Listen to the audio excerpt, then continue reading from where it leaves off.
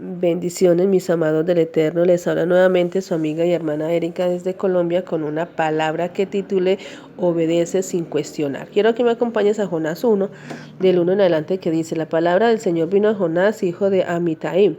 Anda, ve a la gran ciudad de Nínive y proclama contra ella que su maldad ha llegado hasta mi presencia. Jonás se fue, pero en dirección a Tarsis, para huir del Señor. Bajó a Jope, donde encontró un barco que zarpaba rumbo a Tarsis. Pagó su pasaje y se embarcó con los que iban a esa ciudad, huyendo así del Señor. Y en el capítulo 4 dice: Pero esto disgustó mucho a Jonás y lo hizo enfurecerse. Así que oró al Señor de esta manera: Oh Señor, ¿no era esto lo que yo decía cuando todavía estaba en mi tierra?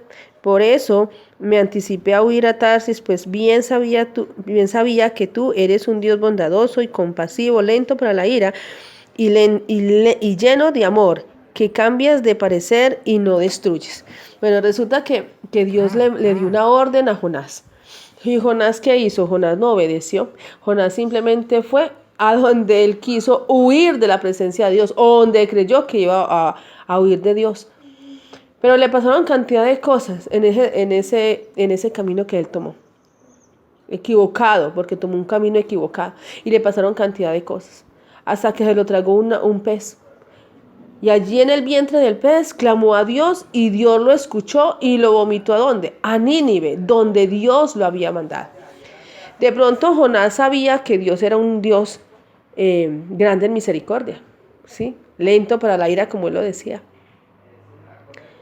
Y de pronto él decía: pues bueno, yo voy y proclamo, y Dios de pronto hace lo contrario, entonces yo quedo en vergüenza. Me imagino que Jonás pensaría cantidad de cosas.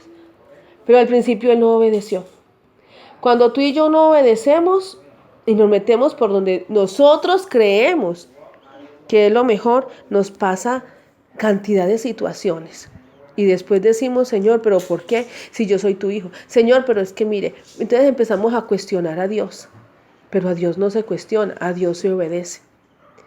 Porque cuando nosotros tomamos un camino que no es el correcto, pagamos las consecuencias de nuestro error o de nuestro pecado.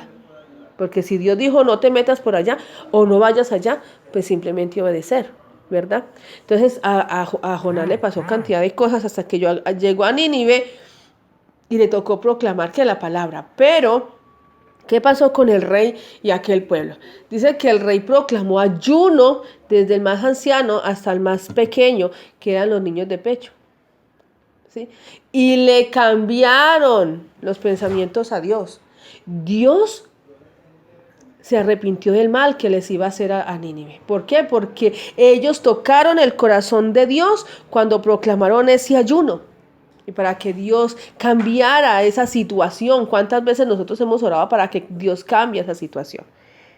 Pero fue algo tan tenaz que Jonás se enojó. Dice la palabra que se enojó tanto con Dios, pero tanto, que le decía: Señor, mire, por eso es que yo decía desde mi tierra que tú eres un Dios lento para la ira, pero grande en amor, lleno de amor, que tú no destruyes.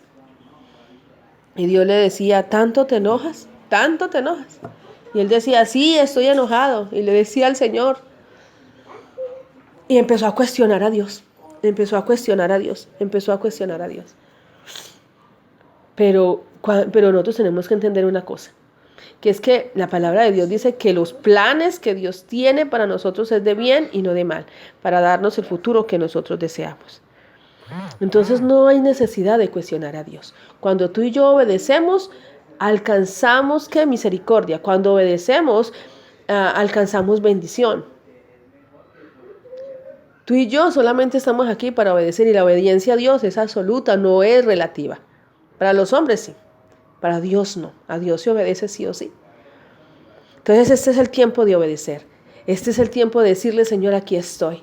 Y si en algún momento tú sientes que no has obedecido a Dios, a lo que Dios te ha mandado, entonces pide perdón y dile: Señor, aquí estoy para obedecer. Aquí estoy para hacer lo que tú me has dicho que tengo que hacer.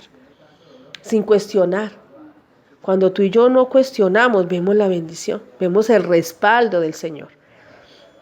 Entonces yo te invito ahí donde estás, que si te gustó este audio, compártelo y dale like. Bendiciones.